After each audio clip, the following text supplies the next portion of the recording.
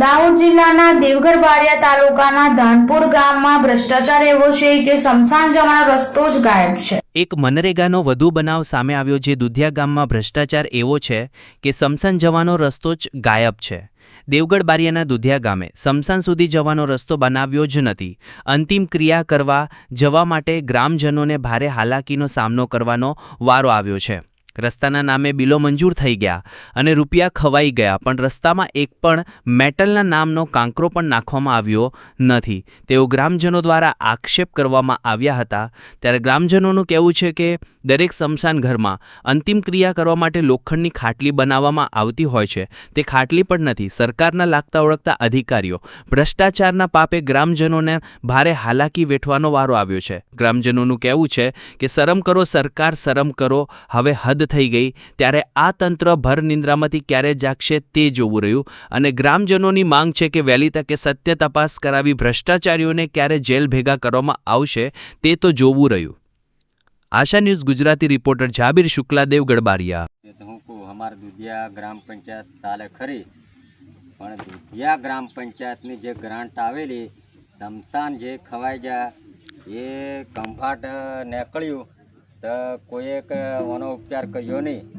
ગરીબોને કેવું દહેકામ લઈને આવવાનું પડે એમ અમારે બચ્ચુ ખાબડ મંત્રી ગ્રામ પંચાયતના મંત્રી ભારત દેશના બનાવ્યા। તે વખતનું આજે 18થી 2000 સુધી મેં તે વખતનો ભાજપ મેં વોટ આલતેલો, પણ હવે એ કશું કર્યું નથી અને અમારા વરસાદમાં અહીંયા આવવા પડવા પડે અને સ્મશાન આ રીતે અમારે કરવા પડે છે। કોઈ આપણે સ્મશાન મેં કોઈ જગ્યાએ આવું બનાવેલું છે? ગમે તો ગુજરાત રાજ્ય મેં જો આવું સ્મશાન કોઈ જગ્યાએ હોય તો કી બતાવો।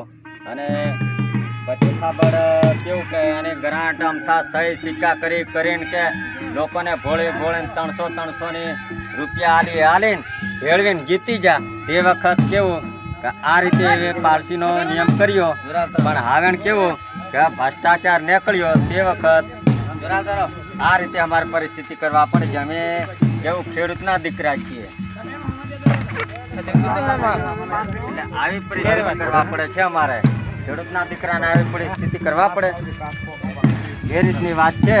અને હું છું વિનોદકુમાર ભાઉભાઈ બારિયા। દેવગઢ બારિયા વિધાનસભામાં દુધિયા એક ગામ એવું છે કે એમાં તમામ સ્મશાન ગૃહ બનાવવામાં આવ્યા છે, પણ કોઈ જગ્યાએ સ્મશાન ગૃહ બનાવવામાં આવ્યા નથી। ફક્ત કાગળો ને કાગળો ઉપર બનાવવામાં આવ્યા છે।